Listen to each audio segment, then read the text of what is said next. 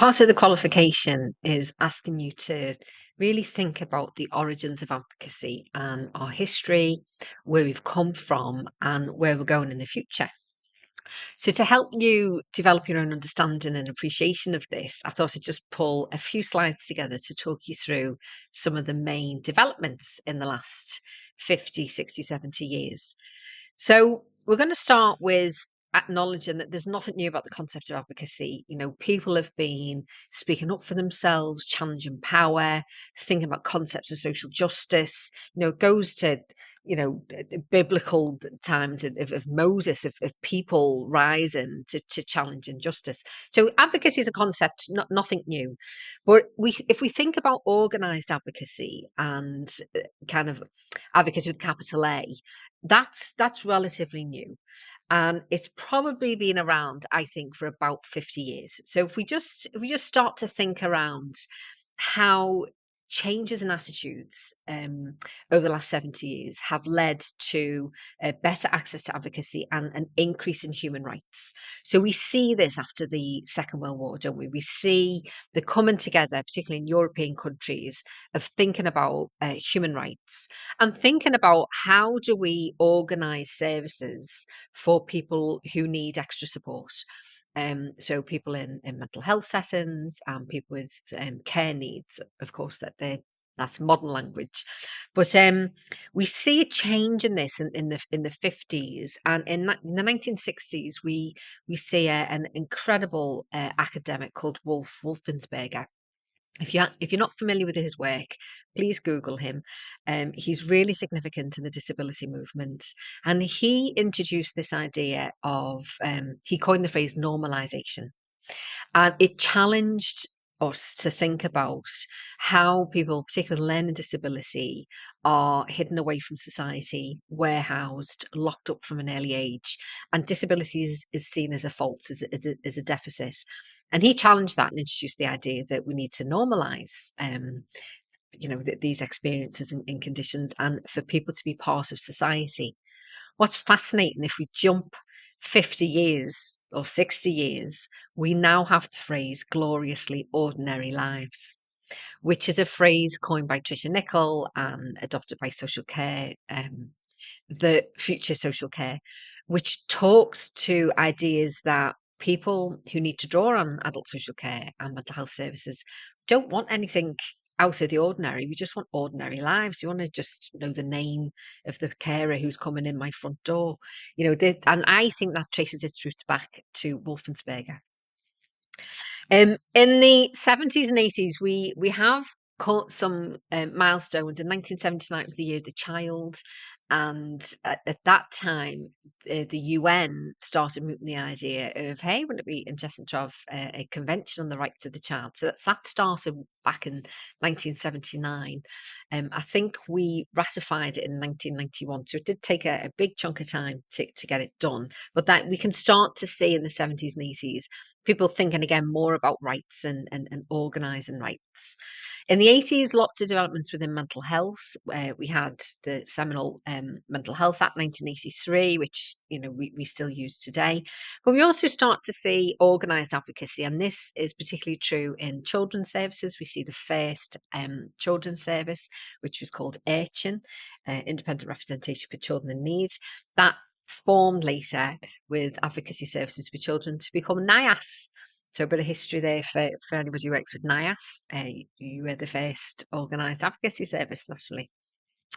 In the 90s, early 90s, we see UCAN, which was the UK Advocacy Network, lots of roots in mental health. And again, we see more and more developments. Lots of funding was made available in the late 90s to support independent advocacy. And here we see kind of a shift, I think, from unorganized advocacy. So like where advocacy moves from being a movement. So in I think pre 1990, it was very much community people, not commissioned, and lots of grants if you were commissioned. We start to see it now becoming a little bit more organised and thought out. And we see the introduction of statutory advocacy. So 2002 was the first statutory advocacy for children receiving services under the Children Act 1989.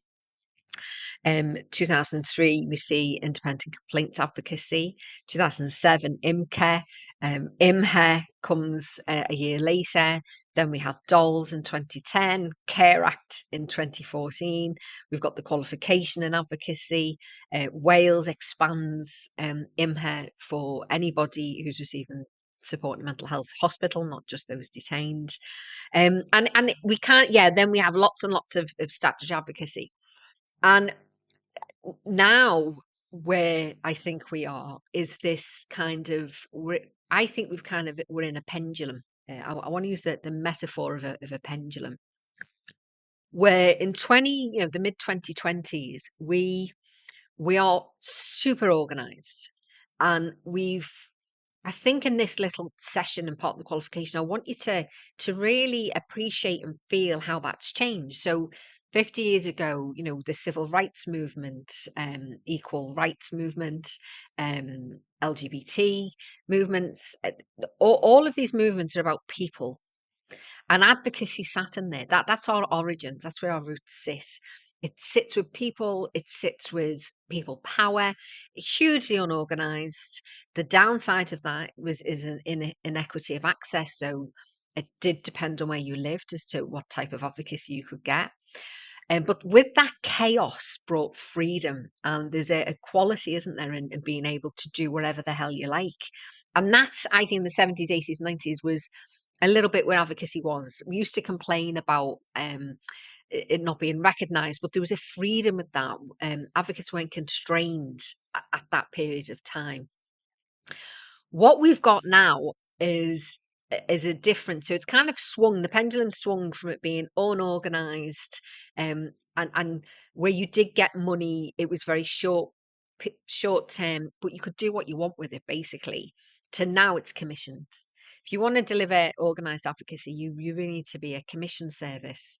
And instead of being unconstrained and free to do what you like, you're very constrained. We talk about boundaries now. We talk about professional expectations. We talk about KPIs. We talk about eligibility for advocacy. In the 80s, you weren't eligible for advocacy. You just had a right for advocacy support. That was the whole motto. Right advocacy, not a privilege, but a right. Now we have statutory entitlements to advocacy. And the downside of that, for me, is that it's become very siloed.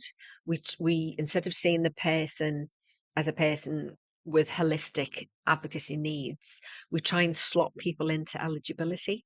And I think that's a problem that can lead to depersonalizing of people, just seeing people as issues.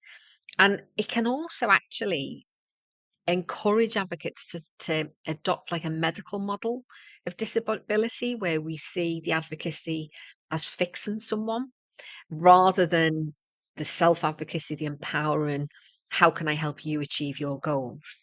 So we've got to be careful, I think. And that's why I like the metaphor of a pendulum, because I think our development and where we're going in the future, it's moving, isn't it? It's moving. And we probably want to keep the best bits of both of these ideas as we go forward, to be chaotic and free and have words like activism and social justice at the root of what we do, but for us also to be professional, have standards, and for everybody to be able to get an advocate when they need.